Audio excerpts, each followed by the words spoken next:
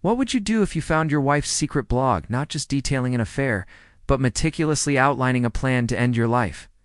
The glowing screen of my phone at 2 a.m., illuminating the words Phase 1, the accident, felt like a punch to the gut, stealing the air from my lungs in our silent Chicago apartment. My heart hammered against my ribs, a frantic drumbeat against the chilling calm of her prose. This wasn't just betrayal. It was a blueprint for my demise, hidden in plain sight, a digital diary of her monstrous intent. The mystery wasn't asterisk if asterisk she was cheating, but asterisk how far asterisk she was willing to go. The blog promised to reveal every horrifying step. If you genuinely enjoy our stories, please subscribe to the channel. Tell us where you're from and what time it is right now. It's always fascinating to know how far our story flows. Our life, or what I thought was our life, had been a carefully constructed lie. Sarah, my wife of 10 years, had always been the picture of suburban perfection. We lived in a brownstone in Lincoln Park, a stone's throw from the bustling streets of Armitage Avenue. Our days filled with the comfortable rhythm of shared routines. But the cracks had started to show, subtle at first, like hairline fractures in a porcelain doll. Late nights at work, hushed phone calls, a sudden obsession with her appearance that felt less about me and more about someone else. I dismissed them as stress, as the natural ebb and flow of a long-term relationship. I was a fool. The humiliation hit me first, a tidal wave of nausea that threatened to drown me.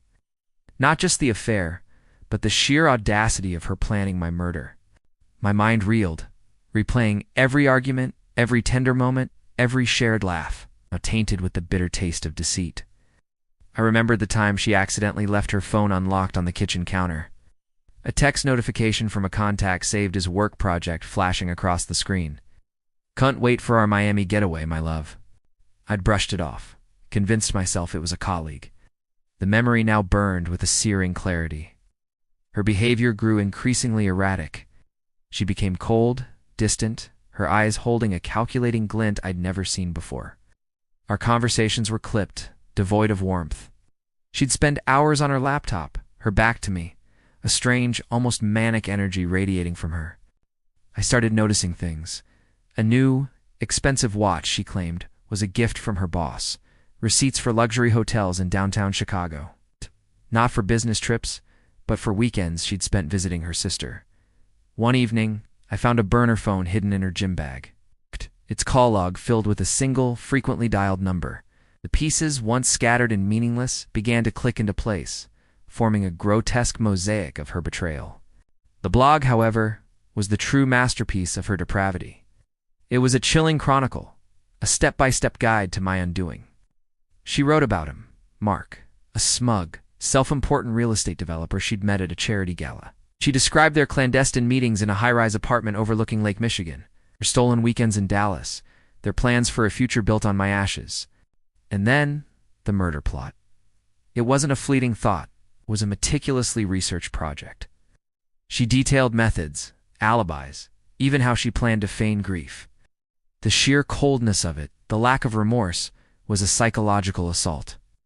I felt myself breaking down, the loyal husband I once was crumbling under the weight of her monstrous deception. I'd sit in our living room, the city lights twinkling outside, feeling utterly alone, a ghost in my own home. The urge to confront her, to scream, to shatter the illusion was overwhelming. But something held me back. The blog. It wasn't just a confession, it was a weapon. And I realized with a chilling clarity that I needed to fight fire with fire. My transformation was slow, deliberate. The broken man retreated, replaced by a strategic, ruthless observer.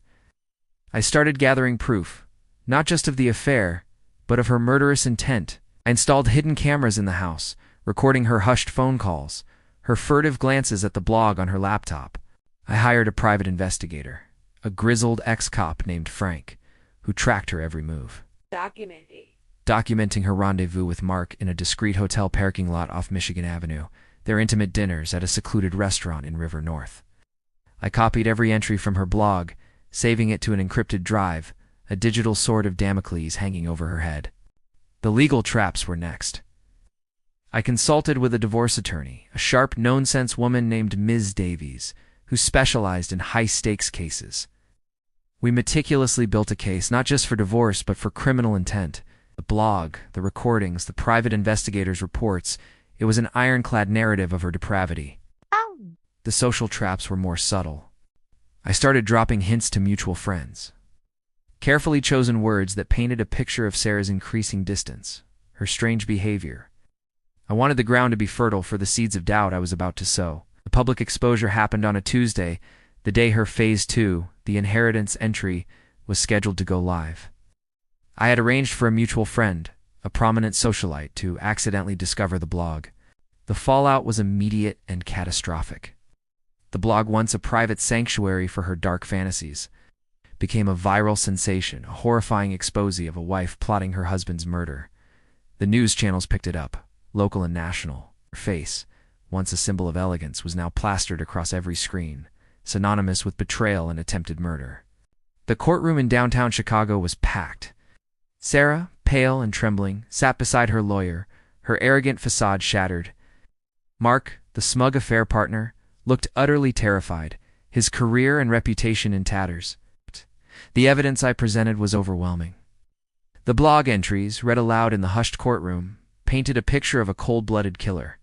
The recordings, her voice dripping with contempt as she discussed my demise, sealed her fate. The judge's gavel fell, a final, resounding blow. Sarah was completely ruined. Her life, her reputation, her freedom, all gone. Mark, implicated in the affair and aware of her plans, faced his own legal and social consequences. I walked out of the courthouse into the crisp Chicago air, the weight of months of deception and pain finally lifting. There was no triumph, no joy, only a profound emptiness. The revenge was complete, but the man who had sought it was irrevocably changed. The silence of my apartment was no longer chilling, but simply empty. The end.